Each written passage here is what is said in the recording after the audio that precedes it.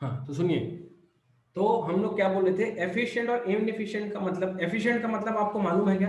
Efficient का मतलब मैंने आपको पढ़ाया था चैप्टर 1 में। एफिशिएंट का मतलब बताओ फटाक से कोई। एफिशिएंट होना क्या होता है? Doing the doing right the task in right way. right time in right way. First में राइट टाइम, ये कब पढ़ाया Doing था? the right task in right way. और एक चीज Doing the बताया task था, correctly. रिसोर्स के बारे में कुछ लाइन था, सुनो गधों इधर, याद तो कुछ रहता By है। the एफिशिएंट का मतलब क्या है? optimum utilization of resources के साथ। मिनिमम कॉस्ट ऐसा भी बोल सकते हो, और क्या हो, बेनिफिट क्या होना चाहिए? Maximum benefit. Maximum output. ठीक है, मिनिमम कॉस्ट मैक्सिमम आउटपुट। तो वैसे ही क्या बोल रहा है कि कोई भी ऐसा डिसीजन, अब डिसीजन क्या क्या डिसीजन था, एक तो फाइनेंस का डिसीजन था, फिर क्या था, इन्वेस्टमेंट का डिसीजन था, फिर क्या था, डिस्ट्रीब्यूशन का डिसीजन था कि नहीं था? फाइनेंशियल मैनेजमेंट में ये 3 टाइप के काम थे, काम नंबर 1, काम नंबर 2 और ये तीसरा काम। बोलता है इन तीनों का डिसीजन लेने से अगर प्रॉफिट बढ़ता है, इंक्रीज होता है, तो ये क्या कहलाएगा? एफिशिएंट। क्या कहलाएगा? एफिशिएंट। लेकिन अगर तीनों डिसीजन में आपने ऐसा डिसीजन लिया कि ये प्रॉफिट क्या हो गया, कम हो गया, तो इसको क्या बोल देंगे? इन एफिशिएंट। इनएफिशिएंट। समझ में आया? वही बात यहाँ पे लिखी हुई है। क्या बोलता है सुनो, so the financial decision which result in increase in the value of share is considered very efficient decision. On the other hand, the financial decision which brings fall in the value of share is considered क्या? Poor decision. वो क्या कहलाएगा? Poor decision कहलाएगा। आगे, the objective of maximization of wealth of equity share, ठीक है, पहला objective क्या था? Maximization of share of wealth of equity shareholder, fulfills many other objective. क्या बोलता है? ये ऑब्जेक्टिव पूरा करने से बाकी ऑब्जेक्टिव बहुत सारे पूरा हो जाते हैं। ठीक है, क्या बोलता है? Equity shareholder get share from residual income only, they are given dividend only after the change of supplier. इसको भी आप ध्यान मत दो। ठीक है, अब आगे आते हैं।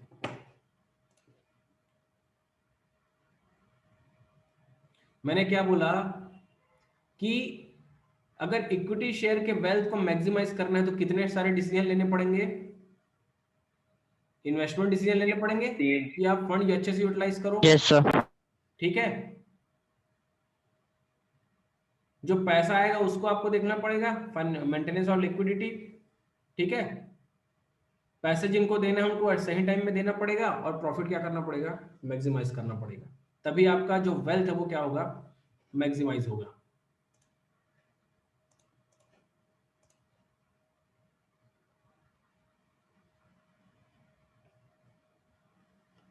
तो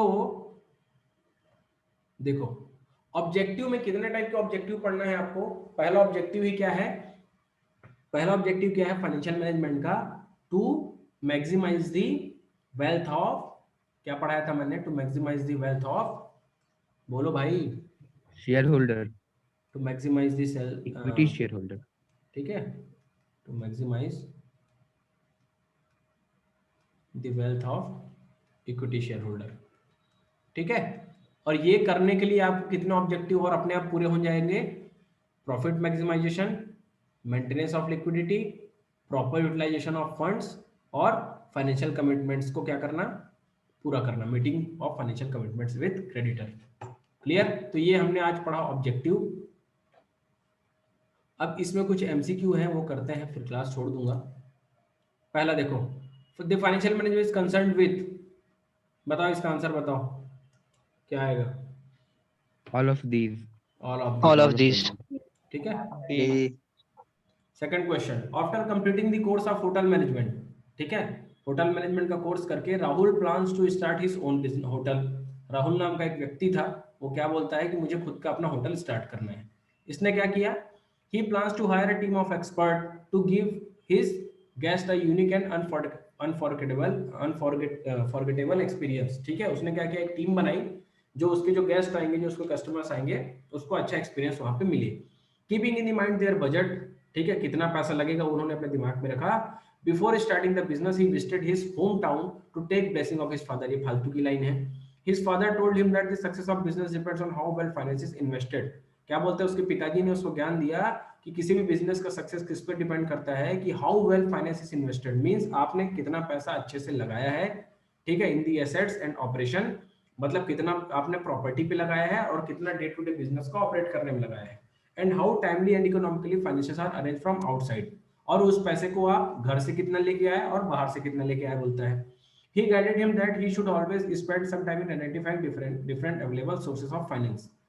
उसने क्या गाइड किया उसके पापा ने कि भाई जब तुम पैसा लेने जाओगे, कि जितने पैसे की तुमको जरूरत होगी, तो थोड़ा सा सोचना कि वो पैसा कहाँ कहाँ से लाना है, कि खुद से लेके आना है, कि स्टेट बैंक से लोन लेना है, कि यूको बैंक से लोन लेना है, कि LIC से लोन लेना है। ये सारी बातों को सोचना बोलता है, ठीक है। और तुमको कोई फ्री में तो पैसा देगा नहीं बैंक वाला। सपोज एक बात मेरे को ध्यान से बताना है, हमारे एग्जांपल में 8 लाख रुपए हमको बाहर से चाहिए था क्या नहीं चाहिए था? मेरे Yes, एग्जांपल sir. में 8 लाख रुपए मुझे बाहर से चाहिए था, तो मैं कहां से लिया था? बैंक से, यस और no?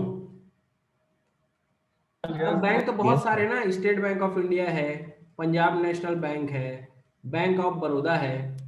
Suppose state bank interest charge करेगा 9%, PNB करेगा 10%, BOB करेगा 8%। तो एक बात बताओ मुझे कहां से लोन लेना चाहिए? BOB BOB. क्यों BOB से लेना चाहिए भाई? वहाँ कम वो इंटरेस्ट सबसे कम इंटरेस्ट चार्ज कर रहा है। मींस मुझे खर्चा कम लगेगा, ब्याज कम देना पड़ेगा। तो उस फाइनेंस को एक्वायर करने की, अब सुनो ध्यान से, उस फाइनेंस को एक्वायर करने की, उस फाइनेंस को लाने की सबसे कम कॉस्ट कहां पे बैठ रही है बताओ तो? कहां पे? यहाँ ना, समझ में आ रहा है? तो ये डिसीजन लेना भी कौन सा डिसीजन कहलाता है? Financial management. कि जब आप लोन लेने जा रहे हैं तो आपको मार्केट में ये रिसर्च करना चाहिए, या मार्केट में थोड़ा सा पता करना चाहिए कि सबसे सस्ता लोन कहाँ मिल रहा है। अपने पापा को घर में जाके पूछना, जब वो होम लोन लिए होंगे, जब वो कार लोन लिए होंगे, तो 4 जगह घूमे होंगे, 4 बैंकों में, कि सबसे सस्ता कहाँ मिल रहा है, कौन से बैंक वाला सबसे कम ब्याज दर पे आपको लोन दे रहा है। ठीक है, it is also called financial management. It is also a function of financial management to identify the cheap sources of fund, सबसे सस्ता आपको कहां पे फंड मिल रहा है। ठीक है, the return from investment should always exceed the cost of investment. ठीक है, अब सुनो, अभी ध्यान से सुनना है। ये तो हो गया फाइनेंस साइड का डिसीजन लेने की, किधर सस्ता पड़ रहा है। सपोज मेरे पास 10 लाख रुपए है। अब इस 10 लाख को मैं क्या क्या यूज कर सकता हूँ सुनना। या तो मैं ट्रैक्टर लेके रेंट पे चलाऊं, जैसे मेरे एग्जांपल में हुआ था, तो मुझे कितना बच रहा था? 20,000। ठीक है, मैंने क्या किया, मैंने बस ले लिया। पहला ऑप्शन ये है। दूसरा ऑप्शन है कि मैं बस ले लूं, उसको रोडवेज पे चलाऊं, मुझे लगता है यहां से 30,000 बचेगा। तीसरा ऑप्शन, इस 10 लाख को वापस किसी बैंक में मैं फिक्स डिपॉजिट कर दूं, तो मुझे साल का 1 लाख रुपया मिलेगा। एक बात बताओ, इस 10 लाख का यूज मुझे कहां करना चाहिए? ट्रैक्टर चलाऊं, बस चलाऊं, कि बैंक में जमा कर दूं? बैंक में जमा कर देंगे सर, क्यों बैंक में जमा करूं भाई? वहाँ ज्यादा रिटर्न आएगा। ज्यादा रिटर्न आएगा। समझ में आ रहा है? तो आपको फाइनेंशियल मैनेजमेंट में 2 चीजें सीखनी है, कि जब उस फंड को लेना है बिजनेस में, तो ये सोचना है कि पैसा कहाँ से सस्ता मिल रहा है, और जब उसको यूज करना है, उसको इन्वेस्ट करना है, तो ये सोचना है कि पैसा हमको कहाँ से ज्यादा मिलेगा। तो हमको सबसे ज्यादा पैसा कहाँ से मिल रहा था? बैंक में जमा करने से। Is it clear to you? ठीक है, तो ये सारे डिसीजन लेना कौन सा डिसीजन कहलाता है? Financial management. ठीक है, ये 2 क्वेश्चन इसमें पूछे गए हैं, ये आपका होमवर्क है। अरे यार ये मत लिखो यार। ठीक है, कल हम 3 डिसीजन के बारे में डिस्कस करेंगे। इसका मैंने आपको थोड़ा सा बेसिक तो बता ही दिया है, और आगे की पढ़ाई इसमें हम करेंगे। क्लियर? Yes sir. चलिए आज के लिए इतना ही, बाकी कल करते हैं।